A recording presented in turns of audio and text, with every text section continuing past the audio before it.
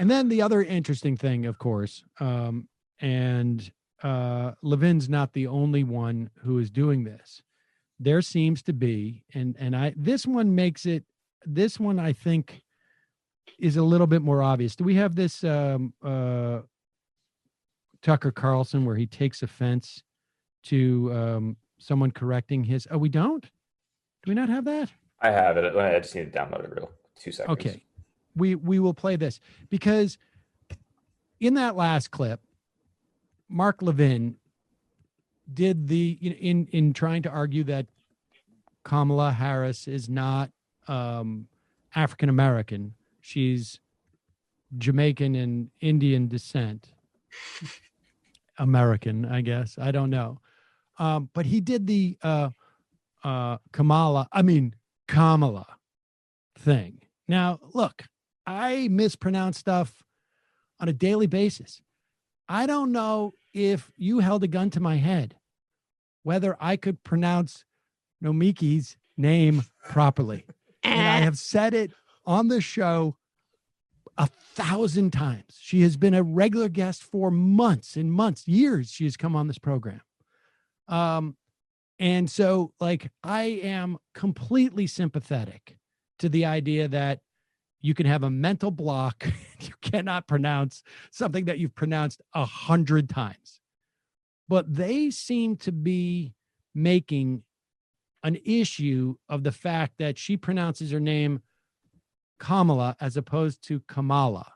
Now, maybe it's because I'm from Massachusetts. My first instinct would be Kamala, because I always hit certain vowels harder than others. Park the Kamala at Harvard Yard. Exactly. And if someone corrects me, I'm a little bit embarrassed, but I also appreciate it because I know, and it's I just cop to it. I have a problem with pronouncing certain things. I don't know why.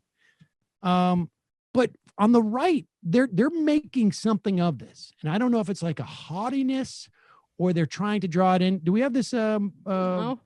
Tucker Carlson clip? They're just doing their racist race science like they always do. Here is Tucker Carlson. And I don't know who the guest was that they had on, but listen to this. He's a former Clinton person. Yeah, some former Clinton person going on Fox. Listen to this exchange. I found it interesting. Tucker, can I just say one quick thing? Because this is something that will serve you and your fellow hosts on Fox. Her name is pronounced comma, like the punctuation mark la, Kamala. Okay? Seriously, I've heard every sort of bastardization so of what? that. That's how it is, Kamala. Okay. Well, but I think it's out of respect for somebody who's going to be on the national ticket. Pronouncing her name right is actually not, it's kind of a So bare I'm minimum. disrespecting her by mispronouncing her name unintentionally. So it begins. You're not allowed to criticize Kamala Harris or whatever because Kamala Harris. Whatever. Okay, look, I unintentionally mispronounced her name, but I love the idea that she's immune from criticism. So let me restate my question, because on this show, nobody in power is immune from criticism. Our political leaders must be held to account. That's our job. Okay, so it's not, nobody's saying that you shouldn't criticize Kamala Harris. We do. But it's a weird thing that they're making about her name, the way that you pronounce her name. I don't know, they're trying to make her seem like some type of elitist or whatever it is. And maybe she is, but it's not because her name is Kamala as opposed to Kamala. Don't you think it's just the delivery that this guy Goodstein told it to Tucker? You're actually pronouncing her name incorrectly. I'm the smart liberal who's sensitive to other people, and you're the dummy Republican. It felt like a WWE setup in that way, or something. But Staged.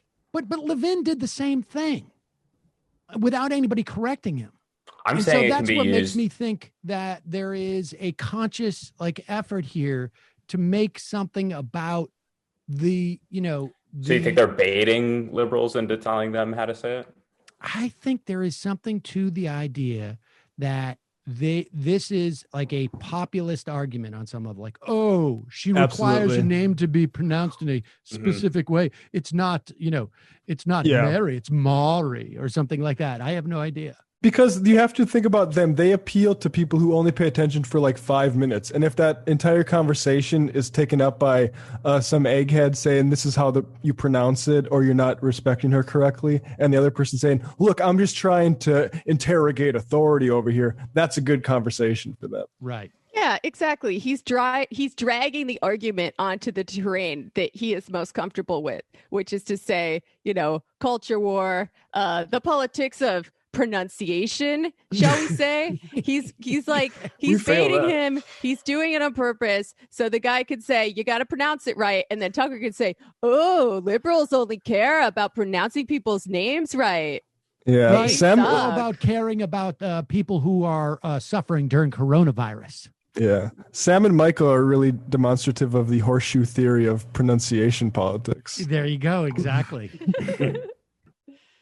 You know what I did notice about Alicia Brooks, that she pronounces extraordinary in the same way that Michael did. Aww. Oh, yeah. Have you picked up on that? I haven't heard that one, no.